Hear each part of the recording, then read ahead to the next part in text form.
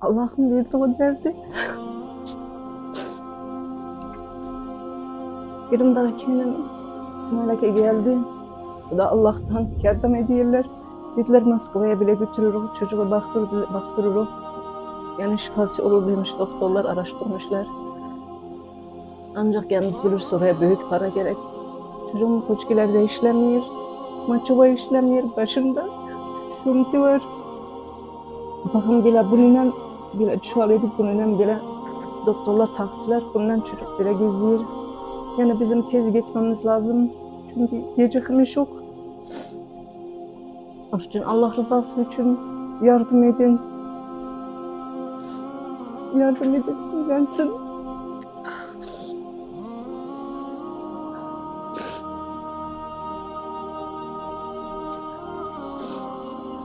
Hep bize çok tez para gerek. Allah rızası için yardım edin. Siz benim torunuma yardım edin, o iyilik de size Allah'tan kayıtsın. Yardım edin torunuma. Hep bizden Allah razı olsun. Şimdiden hep size teşekkür ediyorum. Assalamu aleyküm hürmetli milletimiz. Allah'ın selamı, bereketi üzerinize olsun inşallah. Bugün biz Stavropol şehrine geldik.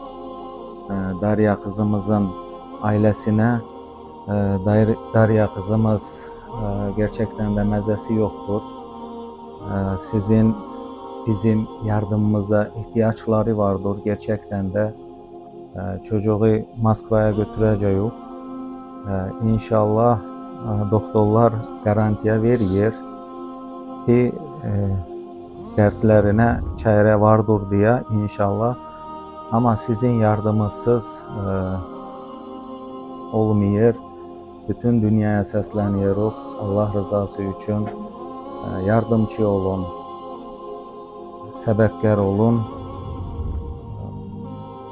Bizim Derya kızımıza yardımcı olaq inşallah. Her bir uğurda.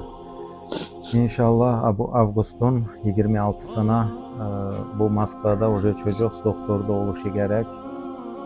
Уже doktorlarla da söyleşildi, bekliyorlar. Ona için biz borumuzu yedişimiz gerek, başlaşımız gerek. Bu videoda kaydolan numaralara şey edebilirsiniz, yardımınızı aktarabilirsiniz. Allah hep bizden razı olsun. Allah-u Teala size o dertleri vermesin hiçbirinize.